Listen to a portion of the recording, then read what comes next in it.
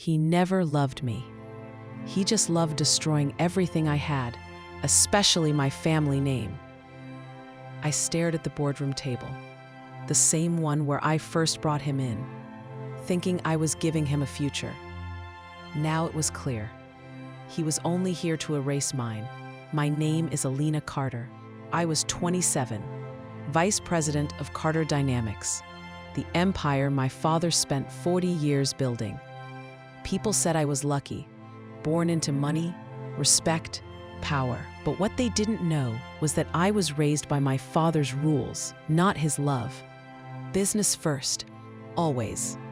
I worked twice as hard to prove I wasn't just the boss's daughter.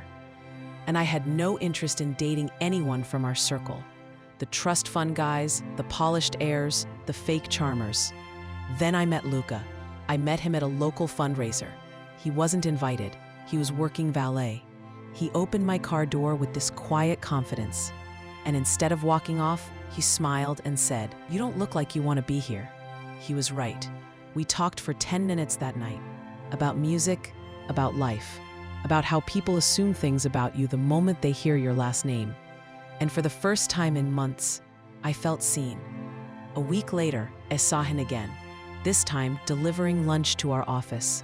"You again?" I joked. He blushed. "Guess I'm haunting you. Or maybe fate's being persistent." We kept talking. I found out he had a degree in finance, but had dropped out halfway through because of family issues. He was sharp, humble, hungry to prove himself. So I offered him a job, a junior analyst role at Carter Dynamics. "Seriously?" He blinked. "You'd do that for me? You're smart. You deserve a chance." I didn't know it then, but I had just let a wolf into my father's empire. Over the next few months, Luca was brilliant. He worked late, asked questions no one else dared, found inconsistencies in our logistics reports that even our senior execs missed. Everyone started noticing. "Who's the new guy? He's good, really good. Must be Alina's project." He became mine, in more ways than one. We started seeing each other secretly. I didn't want the board knowing. And honestly, I didn't want my father finding out either. He hated distractions, especially emotional ones. But I was in love, deeply. Looking back, the signs were there. He never talked about his past, not really. Whenever I asked about his family, he'd change the subject or say, "Let's not ruin the mood." He never came to company parties. Always said he felt like he didn't belong. And one night, I found him in my office, looking through a cabinet I never gave him access to. "I was just grabbing data from last quarter," he said. I believed him, because love does that. It blinds you right before the crash. After a major client deal that Luca helped salvage, I recommended him for a promotion. Dad didn't object. "You've made worse choices," he smirked. Luca became strategy manager, a role with access to sensitive information. Around the same time, odd things started happening. Internal memos were leaking. Competitor firms were undercutting our bids. Rumors about embezzlement were spreading, but no one could trace it. I didn't think Luca was involved. Why would he sabotage something he helped build? Then came the night I tried to bring Luca to a family dinner. It was my father's 65th birthday. Luca was quiet the whole evening, unusually tense. After dessert, my dad pulled me aside. "You trust that guy?" he asked. "I do. He's not who he says he is." I laughed it off. "Because he doesn't wear a Rolex?" "Because I've seen men like him. They don't want your love. They want your last name." I didn't speak to my dad for days after that. 2 weeks later, our compliance officer flagged a discrepancy. A large payment had been rerouted. When I asked for the signed transfer sheet, it was gone. All we found was a shredded piece of paper in the back hallway bin. I looked at the security footage. It was blurry, but I saw a man, after hours, slim-build, moving carefully. It looked like Luca. "You think I'm stealing from you now?" he said when I confronted him. "I don't know what to think." That was the first time. He didn't deny it. He just walked away. After that night, Luca stopped coming home. No calls, no texts. But he showed up to work, cool, collected, focused. I tried to pretend nothing was wrong, but I started digging. I pulled up his employment file, Resume, background check, degree. Everything looked normal, but something didn't sit right. His university transcript, the one he claimed was incomplete, showed no record at all. Could be an error, our HR manager said. We've had fake documents submitted before. My stomach dropped. What else was he lying about? I finally swallowed my pride and went to my father. Dad, what do you know about Luca? He sat back in his leather chair, arms crossed. You're asking now? Yes. He sighed. I ran a check on him when you brought him into the company. Nothing came up. Too clean. That's usually a red flag. Why didn't you say anything? Because when I did, you called me arrogant. I winced. There's more, he added. Your boyfriend was born Luca Martinez. Changed his last name 2 years ago. That name, Martinez, made my father visibly stiffen. I searched through Luca's desk after hours. I wasn't proud of it. Tucked in a locked drawer behind old reports, I found a small photo. Folded, worn. A woman, maybe in her late 40s, standing outside a modest apartment complex. Written on the back, "For you, Mom, I'll fix what he broke." I froze. It wasn't about me. It was never about me. He was here for revenge. I hired a private investigator. It didn't take long. Her name was Celia Martinez. She had worked at Carter Dynamics in the 1990s as a junior accountant. She filed a formal complaint against my father in 1994. The case was quietly settled out of court. Allegations of misconduct, pregnancy, termination. My blood ran cold. The year matched Luca's birth year. I stormed into my father's study. Did you have a child with a woman named Celia Martinez? He didn't deny it. Didn't blink. It was a mistake. I handled it. You fired her.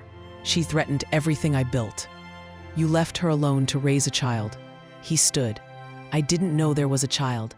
I never saw proof. And now that child is tearing your company apart. He turned pale. Luca's your son, isn't he? I don't know. I confronted Luca the next morning. He didn't look surprised. You found out, huh? Was this all some twisted plan? Twisted? Try poetic. I trusted you. You were a pawn in a game your father started decades ago. Was anything real between us? His eyes flickered. He didn't answer. Instead, he handed me a sealed envelope. Inside, a DNA test result. Carter Richard, probability of paternity, 99.99%. I felt like the room tilted. You knew. All this time. He destroyed my mother's life. I came back to collect.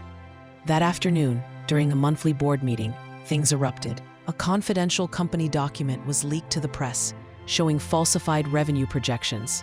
We weren't in good shape. I looked across the table. Luca sat there, silent, watching everything burn. My father glared at him. You did this. Luca shrugged.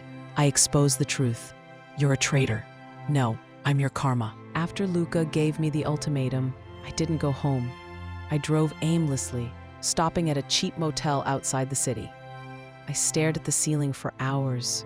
Was it all manipulation? Was any part of it love? You weren't the target, he'd said, but my heart was wrecked. My family name was in ruins. My father's legacy burned. I didn't feel like collateral damage. I felt like a fool. I made a decision. I needed to see Celia Martinez for myself. It took some convincing and a bouquet of white lilies. But she opened the door. Time had been cruel to her. Her hands trembled. Her eyes carried decades of pain. You look like him, she whispered, but kinder.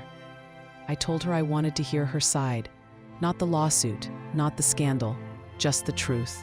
She poured tea, and then she spoke. I was 25. He was the rising star, charming, generous, powerful. He said he'd leave his wife for me. I believed him. When I got pregnant, he changed. Accused me of trapping him, threatened to ruin me. I filed a complaint. HR made me sign papers, take money. Then I was fired. I gave birth to Luca alone, worked 2 jobs. He never once asked if his son had food or shoes or a bed. Her voice cracked. Luca saw what I went through. He became angry, obsessed. He said the Carter name owed us everything it had taken. I confronted my father one last time. He was seated in his study, staring at a glass of untouched scotch. "Did you ever love her?" I asked. "Celia?" he murmured. "Yes, but I loved power more. She was pregnant. She threatened my life, Alina, my marriage, my company, my image. You destroyed her life.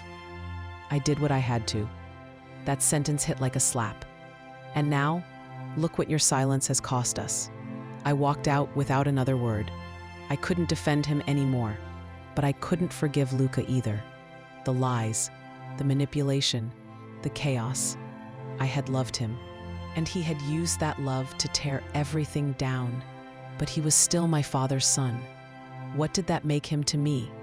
What did that make me? The next morning, I walked into the apartment where Luca had been staying. He looked surprised. "You came." I didn't say I wouldn't. "So, you're ready?" "No, I'm here for something else." I handed him a folder. "What's this?" "A proposal. A trust fund for Celia. A formal apology from Carter Dynamics. A statement I've drafted for the press." "You think money fixes this?" "No, but it's a start. And if you truly loved your mother, you'll make sure she's remembered for more than pain." Luca stared at the papers. "And what about us?" I hesitated. "You said I wasn't the target, but you used me. That can't be undone." Just as I turned to leave, Luca said something that stopped me cold. "He wasn't just your father to ruin." "What does that mean?" "You think this was about revenge? This was about justice. By blowing up my company, by taking away the one thing he valued most, his heir." "What?" He walked over, placed his hand on my shoulder. "You were always his greatest pride, Alina. But now, even you won't stand by him." He smiled, and that to him is the real loss. I stared at myself in the bathroom mirror of the office I once helped run. Same blazer, same hair, same name. But none of it felt real anymore. I was the daughter of a man who built a legacy by burying secrets, and the woman betrayed by the only man she ever truly loved. My identity had been carved by lies I didn't choose, and ones I ignored. It was time I stopped hiding behind them. I called for a press conference. Not my father, not the board, me. My name is Alina Carter. I am the vice president of Carter Dynamics, and I have a responsibility to speak the truth. I detailed the events, the past allegations, the silencing of Celia Martinez, the company's failure to act ethically. I stopped short of mentioning Luca by name, but the subtext was clear. The Carter name has meant power, but from now on, it will mean accountability. I didn't cry, not until I stepped off the podium. The media swarmed. Some called it brave, others called it betrayal. My father didn't speak to me for days. When he finally did, it was only to say, "You've destroyed everything." "No," I said. "I just stopped helping you pretend it was perfect." The board forced him into early retirement. I took over as interim CEO. But the office felt colder than ever. Sometimes, justice costs everything. A visit from Celia. A few weeks later, Celia showed up at headquarters.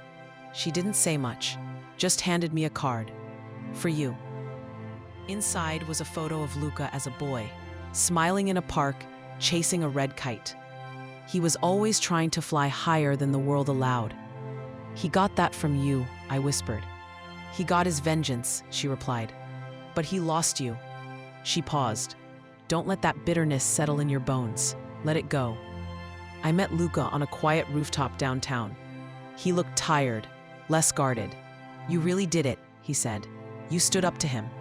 You wanted to destroy the Carter name. I redefined it instead. You always were stronger than me." "That's not true," I said. "You carried a wound your whole life, alone. It made me cold. It made you angry, and you used me to unleash it." He looked down. "I regret that, I do. But you don't get to fix it." "I know. So what now?" "I leave," he said. "No more schemes, no more Carter shadows." Just as he turned to leave, he paused.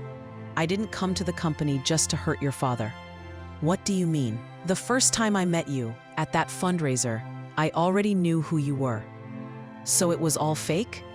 No, he said quietly. That night was the first time I doubted my plan. Then why go through with it? Because revenge is easier than healing. And then he was gone. 2 years passed. Carter Dynamics weathered the storm. We rebuilt, ethically this time. I started a foundation in Celia's name, supporting young single mothers in business. People began seeing me not as an heiress, but as a leader. One morning, I received a letter in the mail. No return address. Inside, a single photo, a seaside village, and a note. Some wounds never close, but some sunsets help us try. I stared at it for a long time, not out of longing, but closure.